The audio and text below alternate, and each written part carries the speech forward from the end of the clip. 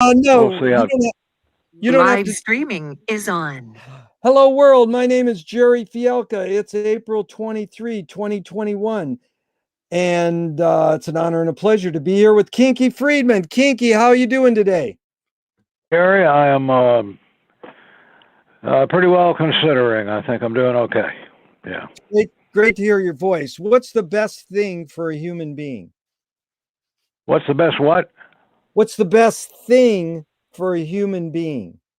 What's the best thing for a human being? Yeah.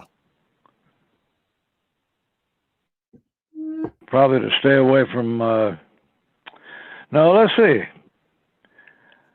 I would think if you want to be a human being, which is getting harder all the time, live in a lighthouse somewhere. Like, who was that guy from U2? There's kind of a waste of a lighthouse in his case, maybe. But, you know, if Roger Miller lived in a lighthouse, what would he produce? I like that. I love Roger Miller, and I like lighthouses. So, Kinky, what's your favorite form of information? How it comes into you? How do you like to get information? I use human resources.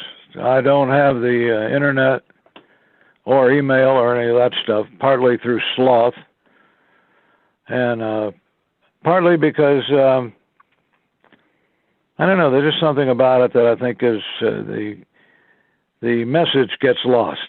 I agree with you. It's like that's like today. Yeah, we you know we got overkill in every department, and we overthink everything, and we're just trying to send something out to our friends, the spiritual shut-ins of the world, like our friend Mike Simmons. Got to thank Mike for hooking us up. So I agree. We call what or you we can blame Mike. Blame him. Well, we're going to get into blame later, but we call that direct experience, and I agree with you. Why do you think humans collect or gather information? I really I don't understand them, and I mean, I have here. I know my audience is often are insects trapped in amber that have been fans for more than 40 years. That's not a healthy thing, but it does lead into something that I found recently. Of course, we don't have any way for you to see this, but it's a fossilized bagel. It is amazing. And for one of the prominent Jews of Texas to have found a fossilized bagel on his ranch is a very good sign for the future, I think. I love that. I found in a garbage can. Poppy seeds, everything is on this, Gerry. It's still not the poppy seeds. I found a refrigerator magnet of a donut once. Oh, God. Still coming. So, Kinky, do you think this need or want to collect information is hardwired in humans? Is it innate, or is it invented by humans? Since I missed the first part of that, but I'm going to get, let me tell you, I'm going to get hearing aids. I think I'm going to have to. Recently, I was on a plane with a guy who may have been a 47-year-old man. I don't know how old he was. But sometime during the flight, I turned to this guy and I says, I can't fucking believe it, but I'm 73 years old. This was a few years ago. And the guy says, well, my dad just turned 73 and he's wearing a bikini. And this interested me enough to keep the conversation alive a little longer. And I came to realize what it was that he'd actually said. And what he'd actually said is my dad has just turned 73 and he's moving to McKinney.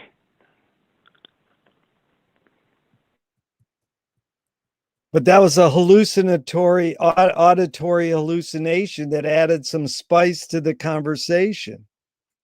Don't you have a canned laughter or something for that? It deserves something. Oh, I do have one of those. I'm going to get it. So, go on, Danny Thomas.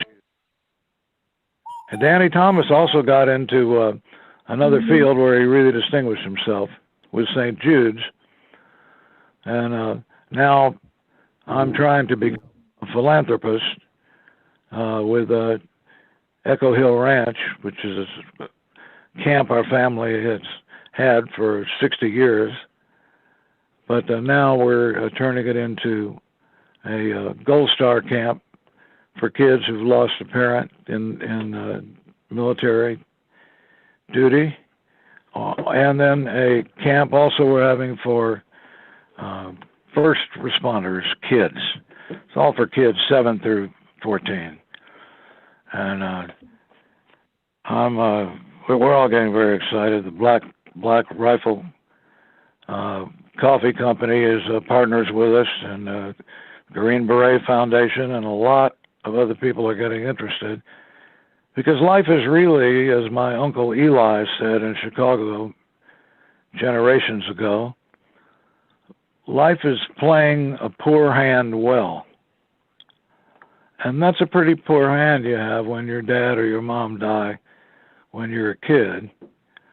And all the Wounded Warrior stuff and the PTSD stuff seems to be covered. But the kids, I think, get lost in the shuffle. And this is all about kids, because they are our children too. And this is going to start June the 23rd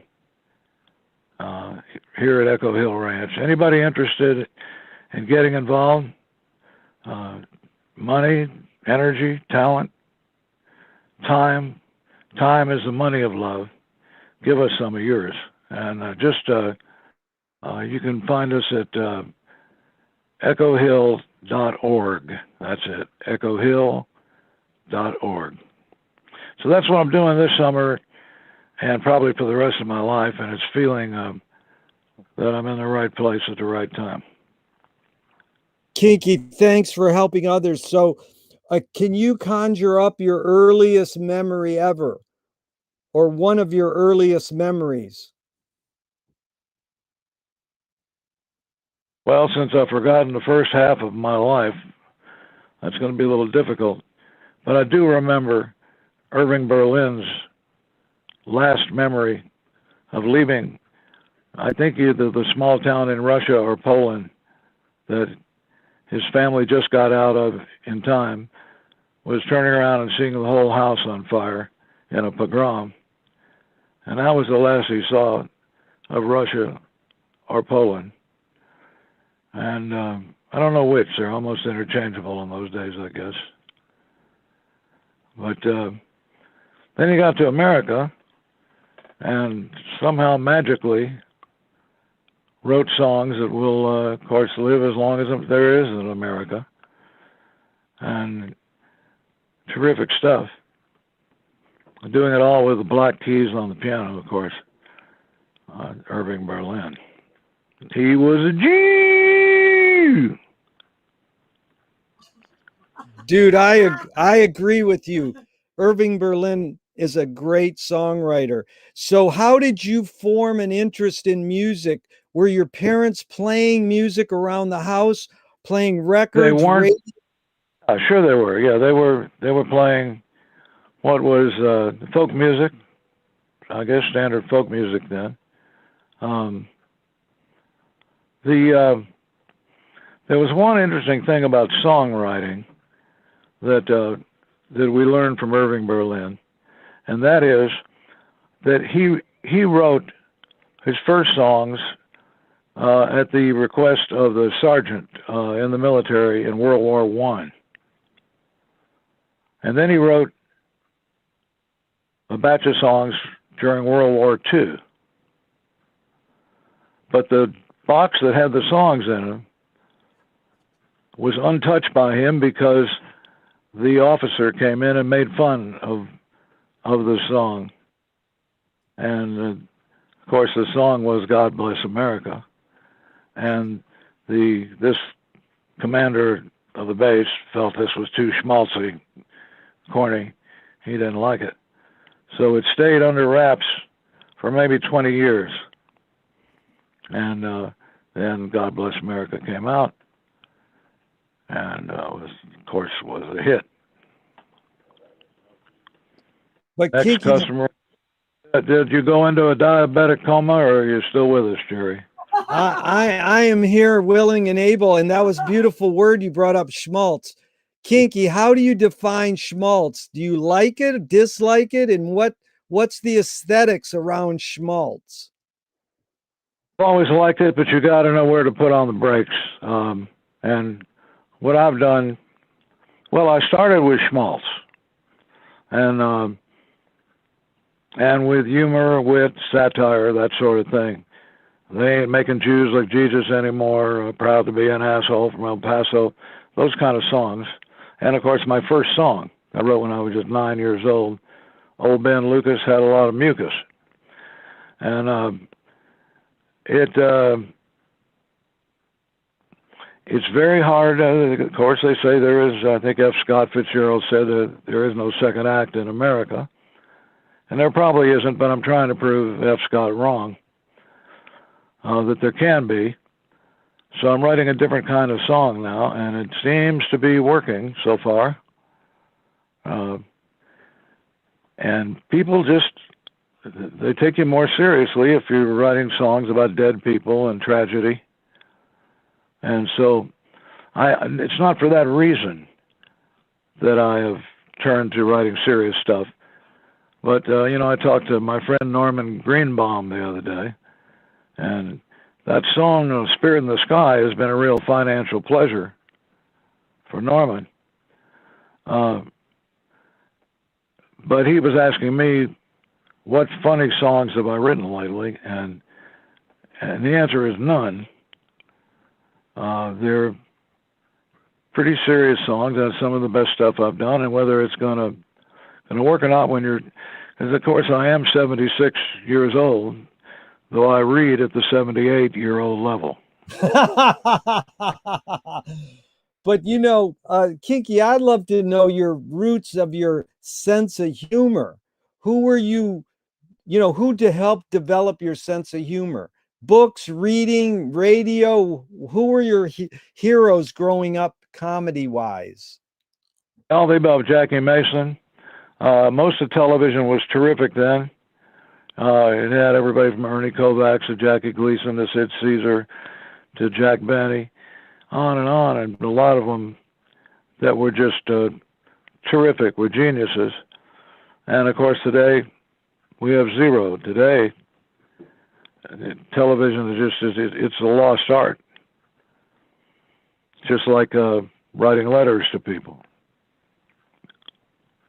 Well, I'm going to write you a letter when this is done. I really appreciate your time here. But back to the comedy, Steve Allen said, behind every joke, there's a grievance. Any comment? Yeah, that really makes sense to me. But it's songwriting is, boy, it's a rough one. It's a lonely monastic deal, and I would say, just to keep the thing clear, because if we're talking about comedy, that's a whole world of its own. But songwriting, I believe the pendulum is going to swing back for songwriting, back to the Christopherson days, where people attach a certain amount of importance and meaning to what they wrote, and they thought the songs were significant, and they shared them with each other and so forth. Whereas today you have about 17 authors, and the thing is on Netflix or whatever, and 11 seconds on Netflix makes more money than a really well done country song, like Me and Bobby McGee, for instance. No use for that. Yeah. I agree with you, Kinky, and I think people are listening to music like yours and Chris's, and hopefully getting inspired to. I would like to know your feelings on the roots of your observation of human behavior. Do you think humans are more feeling beings or more thinking beings? Are we more heart or are we more head in general? That's an easy one. Yeah, we're not thinking unless you want to talk about overthinking. We definitely need to overthink of it. Well, we overthink so much that it's hard to tell what the hell we were talking about before we started. And if the subject is creative writing, I mean, why bother with it? Because you can't teach it. It's not teachable. And you just have to wait for the teacher, who quite often never comes. So I would say that this has been a lonely time for me lately, and it's been lonely for a lot of people this past year. And I wrote several records, albums. I mean, songs, maybe 25 songs. And this, of course, always reminds me of Willie Nelson calling me one night at 3 o'clock in the morning and saying, "What are you doing, Kinky?" And I said, "I'm watching Matlock." And Willie says, "That's very bad for you. Turn off Matlock, Kinky, and start writing. Start writing." He meant writing songs, because I hadn't written a song in 40 years at that time. But I wrote like a man, like Oscar Wilde in prison with his hair on fire. I just went crazy with it. I wrote about a dozen songs in about a week. And then I called Willie in Hawaii, and he told him, that I was very excited and I appreciated his input and all that. And Willie said, "Well, no problem, send them to me, And then I asked Willie, I said, "I've heard that you're not feeling so well, Willie. How's your health holding out?" And he said, "Well, it's a little up, a little down, the usual. By the way, Kinky, what channel is Matlock on?"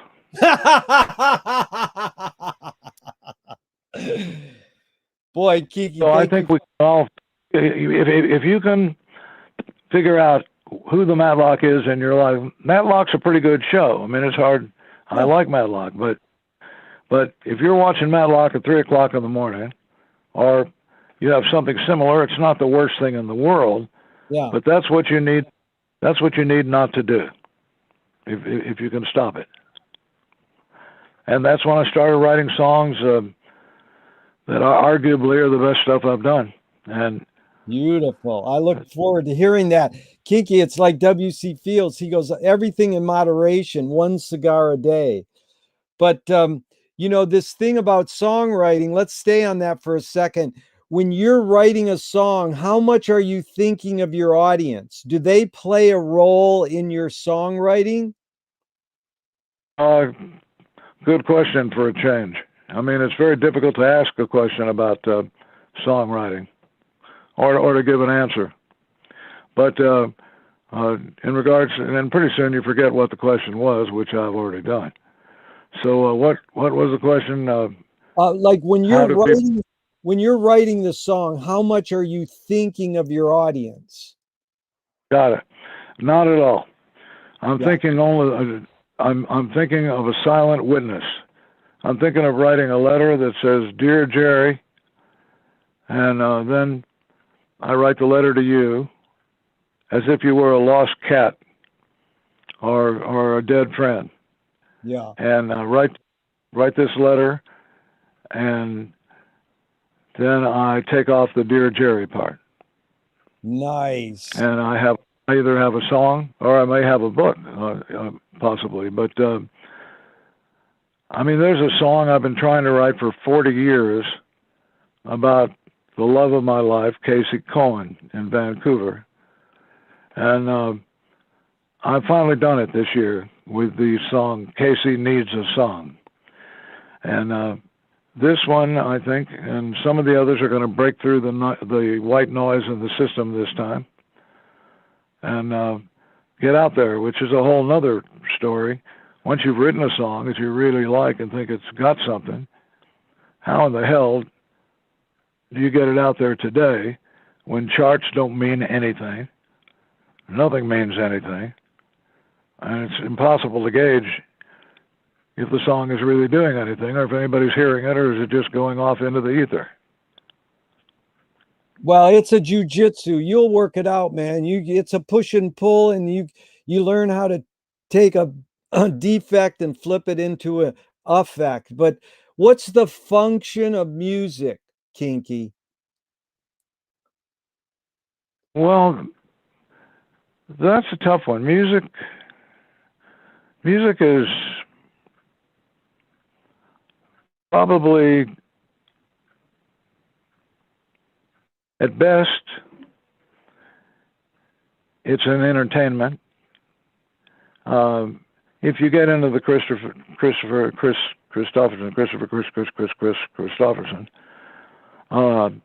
mode, and like Bob Dylan, Billy Joe Shaver is another one that comes to mind, and of course Willie. There's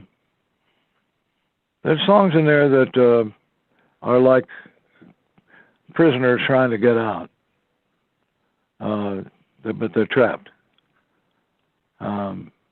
Once you've written a couple thousand songs, I would say it's probably very hard. I've written maybe 300 or 400, but all three, Billy Joe, Willie, and Bob, have written over 2,000. How in the hell can you write fresh stuff when you've written all that without it being a parody of yourself? Without, being conscious of the fact who you are. So the best thing is probably to stay hungry and to be unhappy. I fight happiness at every turn. It's the kiss of death. If you're a well-balanced, happy family man, you can forget being a songwriter. So if you really want to be one, you better find a way to be unhappy if you can. I'm pretty good at it. Like in the house we're in right now, when I say we, I mean me and the mouse in my pocket. The pictures on the walls are all crooked, I've noticed.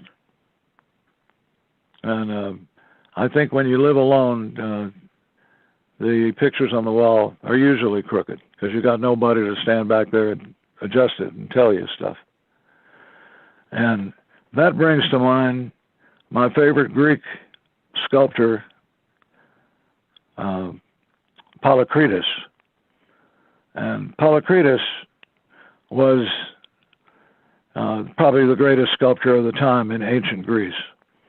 He was given an assignment to do 2 statues in the town square.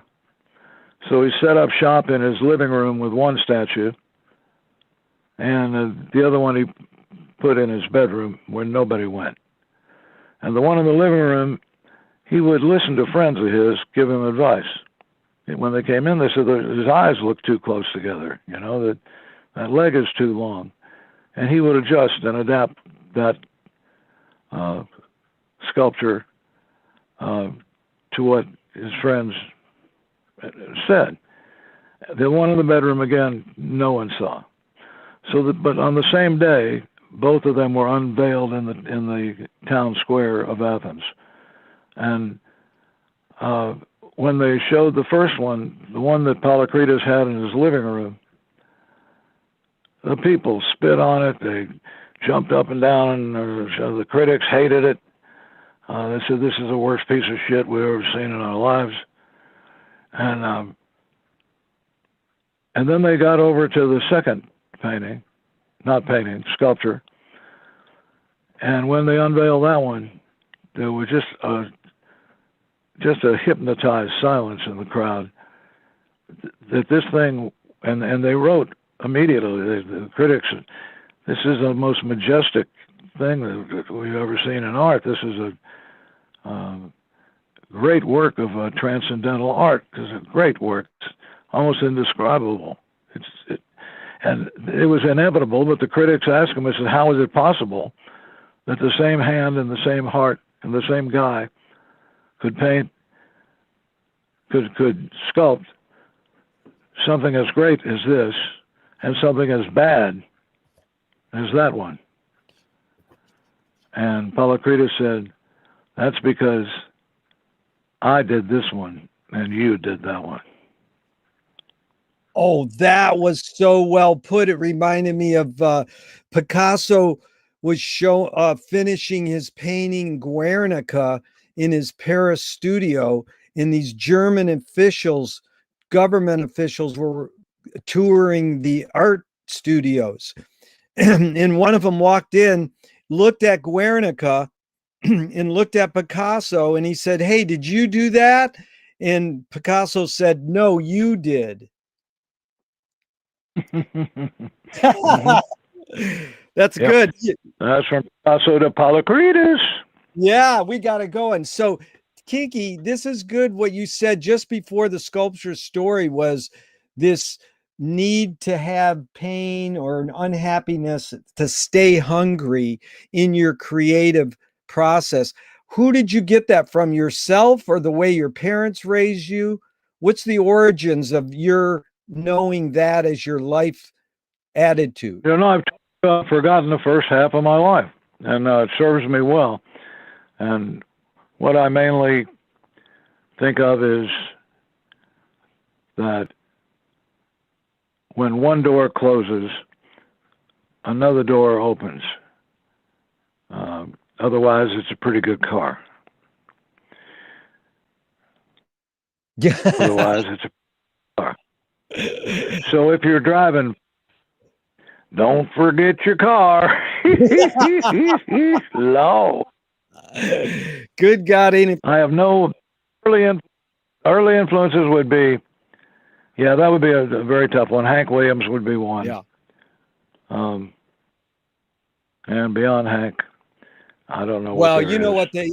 Hank Simmons observed recently that I have done as much with 3 chords as anybody can do, and I've probably done as much, as created as many good and great melodies.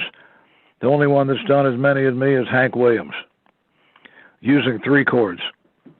Beautiful. You know, Hank claimed his biggest influence on his lyric writing was comic books. That's interesting. That was like, what did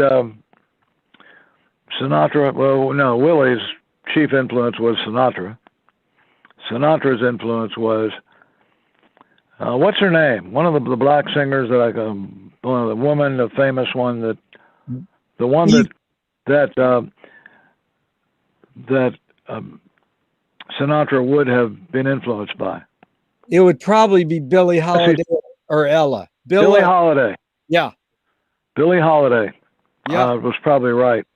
And then they asked Billie Holiday, what was your main influence? And she said, Louis Armstrong's horn. Nice. I like that. Yeah. Bessie Smith also influenced Billie. Yes. Yes. But I'll tell you a Sinatra story you'll love. It's really short. What song, it's actually a quiz. What song did Frank Sinatra reword to get JFK elected? Well, I don't have a clue. What? High Hopes. It's from the movie Hole in the Head. Yeah. Oh my God. Yeah. Well, anyways, this is fun. And I want to obscure one. Go ahead. No, it's a rather obscure question, though. Yeah. No, it's obscure, but to think, yeah, it's just leads to this. My friend who's a musician says there's 3 T's in music: taste, technique. Yeah, taste, technique, and theory. So taste is like heart, feeling. Technique is hand. You know which notes to hit when. Theory is, you can write down and tell your band it's in the G of key or whatever. How, we know how to acquire. Say it again. Yeah. We know how to acquire technique. No, I'm just. Go ahead. No, I was talking about Tom T. Hall. Oh. Who I loved all of his songs and both of his melodies. But that's another joke, Gerry. I'm digging it. They're coming. But you know, these 3 T's, we can acquire head, theory, hand, technique by study. How does one acquire taste in music? The feeling, the heart. How do you acquire that?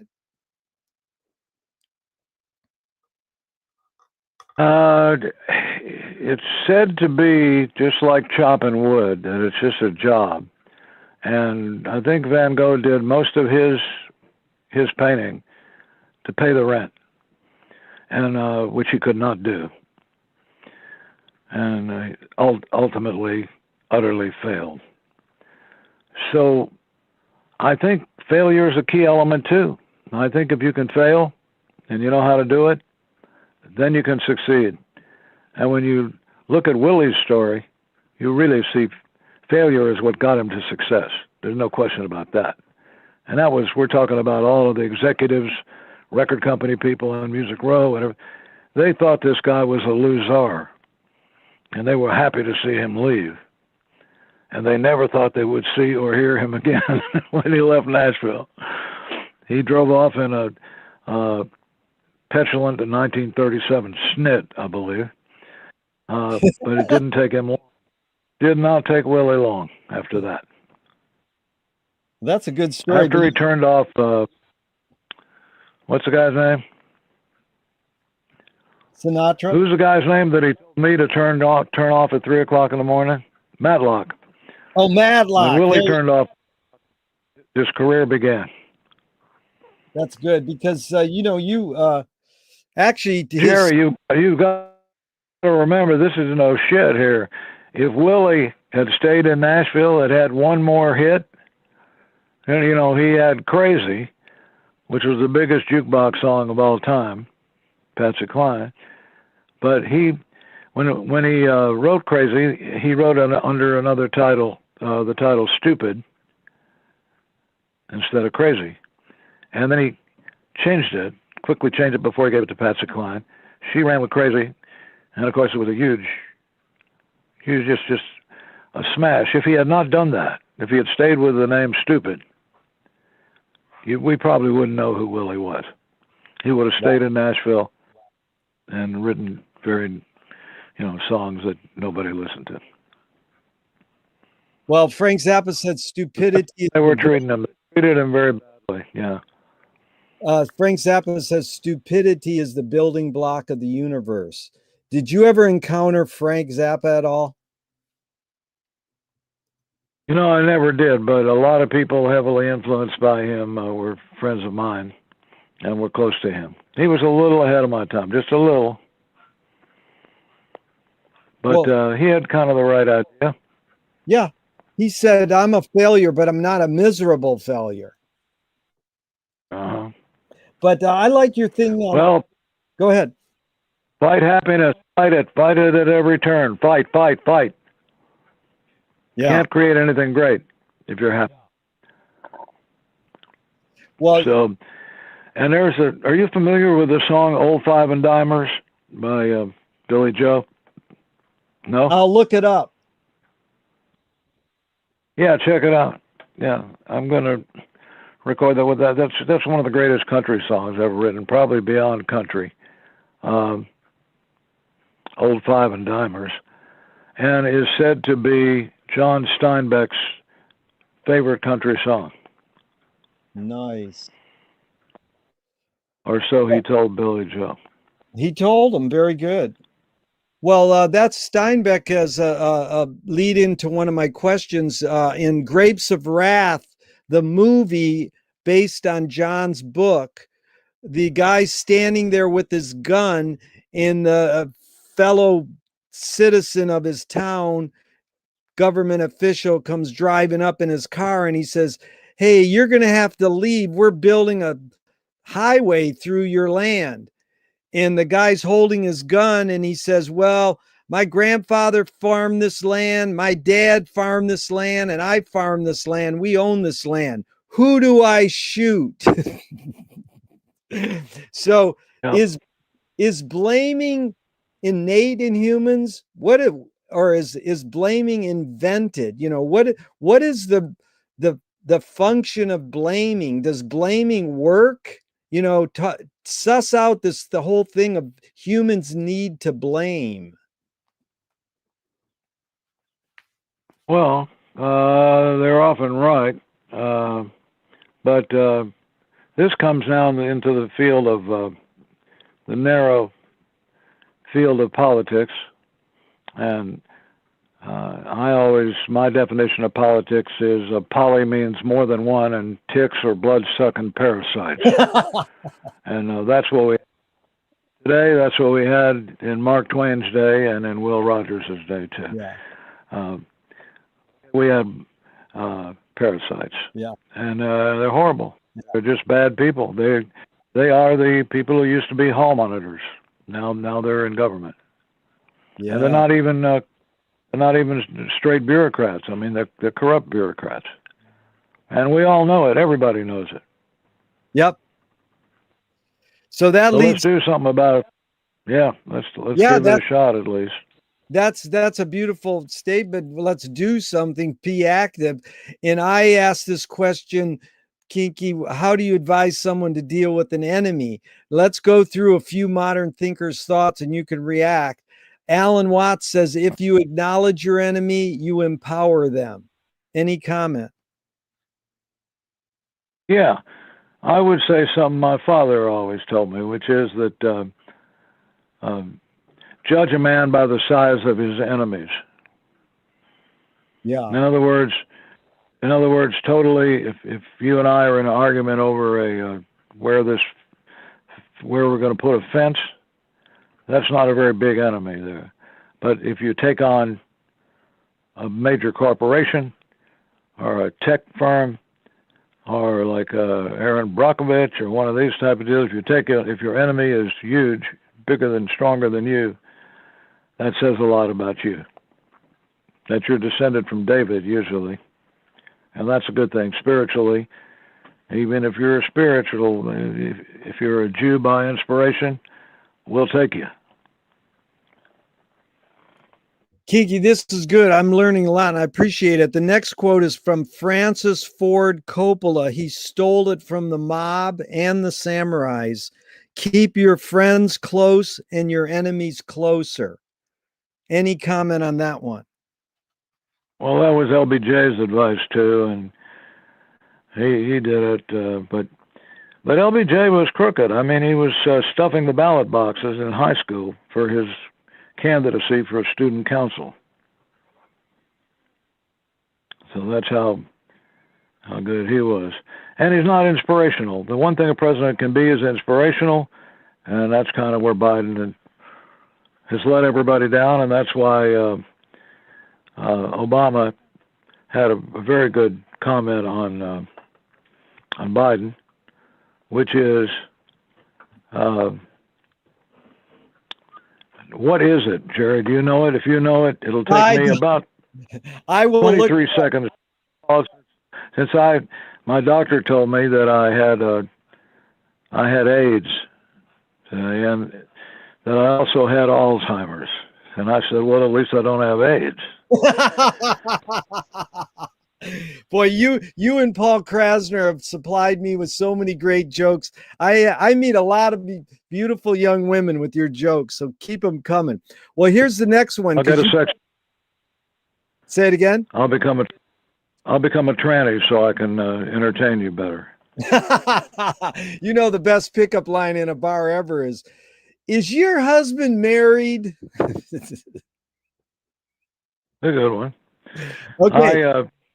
When I go to a town, I went into this place and checked out some gay bars, and the town just to see what the ambiance was, and I went in one, and these guys were like Hollywood kissing each other, French kissing each other. They were groping each other, and I turned to the guy I was dancing with, and I said, this kind of behavior is just not acceptable here. We've got to stop. All right, Gerry, I think we've been on for about 4 hours here, and we haven't done Oh, no, fucking thing no, I got it. for making the world a better. I think Everybody, please check out echohill.org. This is a new thing for the Kinkster, and we welcome you aboard the Gold Star Camp and the First Responder Camp this summer. So that's echohill.org. And we'll see you down the highway. We hey, doing all right, Kinky, Gerry? thanks for your help. Well, I could continue on if you could, but if you can, I understand. I had a couple more jokes and a couple other things to cover, but if you got to run, I thank you for your time and energy. Which do you prefer? I mean, I'll always overstay my welcome if possible. Oh, well, let's continue on with this enemies theme. JFK said, forgive your enemy, but don't forget their name. Any comment on that one? Yeah, Barbara Jordan said something like that. She had a list, was not an enemies list, was to forgive but remember. Yeah, that's right. Forgive That's and good. remember And list. then Fellini Which, says, nice. Forgive but Go ahead. remember. Say it again. Yeah. Well, Fellini says, I need an enemy. Well, not bad. Yeah, I mean, I have often felt very much like Don Quixote. You remember Don Quixote's horse's name, don't you? What was it? Rocinante. You know Robert E. Lee's horse? Tell me. Traveler. Nice. I didn't mean, do you know his horse personally? You probably don't know his horse personally. It reminds me of that Lenny Bruce. But we're gonna have horse riding up here this summer. This is going to be a great summer, folks. So you want to do something different? That has always amazed me that in America, which Gandhi called the one-eyed giant of the West, you can own about 20 radio stations, and it's not enough for you. You've got to own 200, and then 2,000. And that's unfortunate. Instead of having a couple of really good ones, you just sanitize and homogenize and trivialize everything. Go live in a lighthouse for a while. Yes, lighthouse. So what's more important, Kinky, conviction or compromise?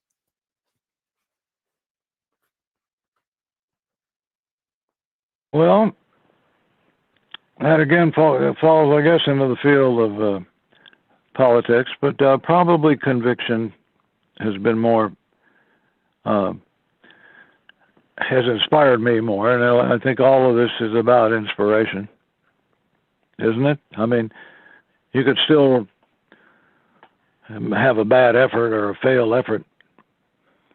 You almost have to fail. That's just, you've got to get good at that. Well, and if you can do that, yeah, then you can also succeed. That's Sam Beckett, Waiting for Godot. He said, fail once, then fail better. So how do you find peace of mind, Kinky? Who says I have peace of mind? What's the most significant or want it? Yeah, or want it. Well, what's the most significant difference between women and men, physical aside? Probably the word significant is a very significant word for the Kinkster. Yeah. And this is also my father's idea, Tom, who said that some people are important, like maybe our governor, but where are you, California? Yep. All right, you can't say that your governor there is nothing, that he's a nobody and he's a fossilized bagel, You can't say that about him. He is important. He is the governor. Yeah. Whether we like him or hate him or we'll get rid of him soon or not. But you have to say he's an important man. And what I'm saying is being important is not important, but being significant is important, even if you die like Stephen Foster, a great songwriter. in the gutter in the Bowery. Great song. Or Van Gogh. Almost all. They were great. Gerry, we better stop this before the men come here and take me off to the mental hospital. Wait, Kinky, I got two more real essential. If you were walking down the street today and you met yourself as a 12-year-old, what would you say to your 12-year-old self? I liked what Willie told the guy that wanted to be a songwriter. That guy was going to Nashville and all that. What advice would you give him? Willie said, turn around. I like that. Now, last one is, if you were in a vat of vomit up to your neck and someone threw a bag of shit at your face, what would you do? I'd say, next question. I'd say, welcome to the world. Hey, and, what gives go ahead, you, Gerry. What gives you the most optimism? Probably the life of someone like Winston Churchill, who was a dangerous optimist, they called him, who would do just about anything sometimes, crazy stuff, but very effective. And without him, well, would have been rather unpleasant. If you were president, if you were president of the U.S., what would you do on your first day?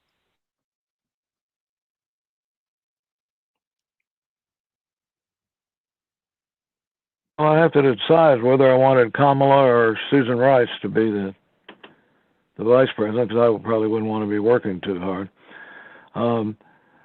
That's what. Well, I think that's the question that Biden is now dealing with, and it is something that Obama. One of the things that Obama said that really had some impact and meaning to me was that. You can always rely on Biden to fuck everything up. Yeah.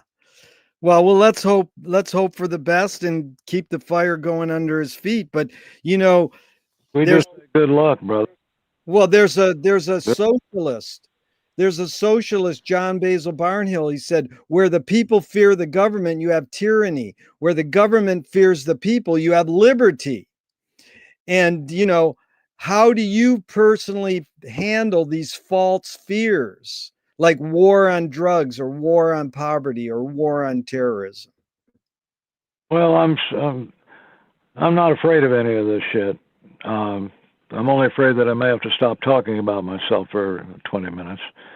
But let's probably give it a rest. I think anything that borders on political these days is ridiculous. There does not appear to be any way out of this thing that anybody's going to like. And okay, so, why don't we end philosophically on 5 Alan Watts questions that you can answer them with a few words? Who started it all?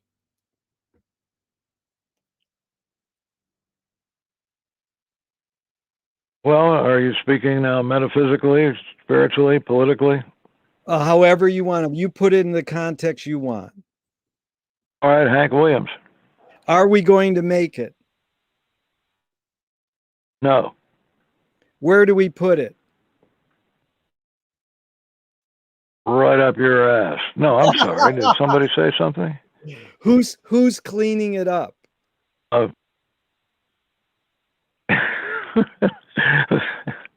Me, I'll probably be a custodian by that time, and I know, just happen to know a few people that are custodians who are really very bright, intelligent, decent people, and I know almost nobody else that is bright, intelligent, and decent.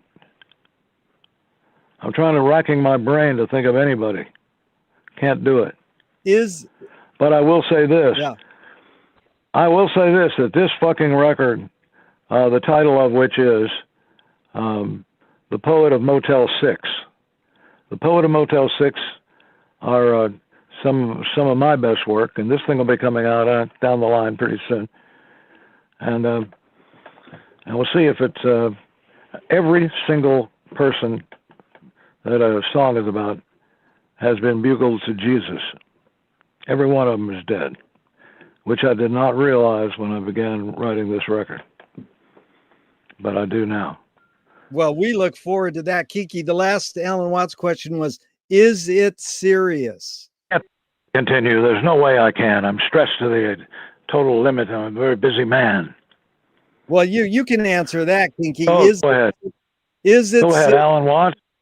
This is the last Alan Watts. Is it serious? As we say in New York, never heard of him.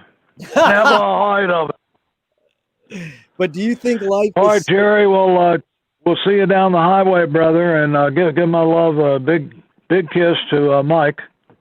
I will. When you talk to him. Thanks for all you do, and all your music, and all your and everything you're generous. I will tell Mike Simmons endeavors, all my philanthropic endeavors.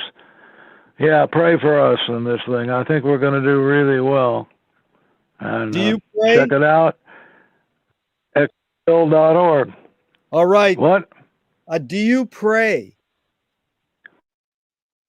As little as possible. Okay, Kinky, it's been an honor and a pleasure. All right, gentlemen. Thank you. Likewise, Gerry, and we'll see you down the highway, brother. Brother, thank you. Kinky Friedman, it's been a pleasure and an honor. Thank you very much.